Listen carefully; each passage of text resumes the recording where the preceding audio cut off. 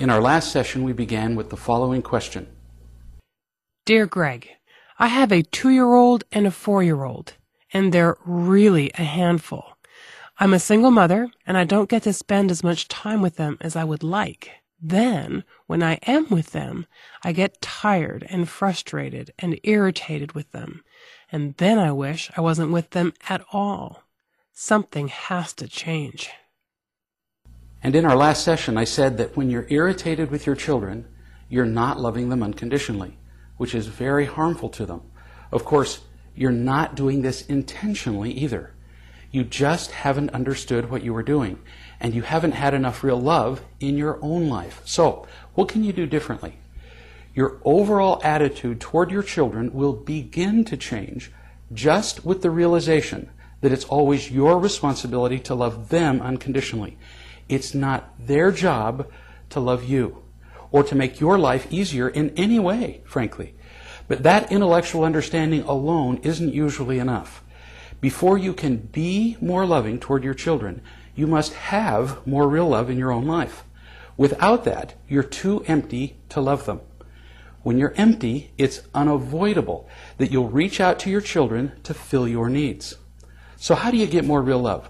There are lots of tools to help you with that. Read the book, Real Love. Watch the DVDs, The Essentials of Real Love, and complete the workbook that goes with it. What you'll learn is that you just need to practice telling the truth about yourself to other adults. As you talk about your mistakes, flaws, and fears, you'll create opportunities for them to love you unconditionally. What happens next is huge. As you feel the love of other adults, you'll lose your need for your children to behave in a way that's convenient to you or supportive. You'll have 20 million emotional dollars. And in that condition, you won't be bothered when your kids take $2 here and there. And you'll be able to give them what they need. Now, in the short term, what can you do when you're frustrated by the behavior of a child? First, be quiet. So many parenting books describe the best ways for parents to express anger at their children. Let me tell you that there is no best way. We have 100 ways to justify the anger at our kids.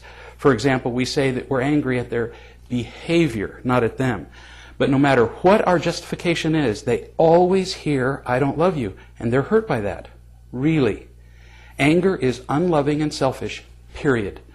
We may be right about the particular issue we're discussing with a child, but if we're angry, we're wrong. And we need to be quiet until we can speak in a genuinely loving way. Second, call another adult. You do not have to stifle your anger, but don't share it with your children.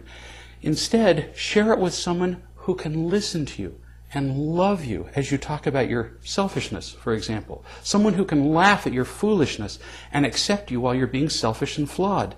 As you do that, as people love you while you're angry and selfish, you'll finally get enough real love to eliminate your emptiness and fear.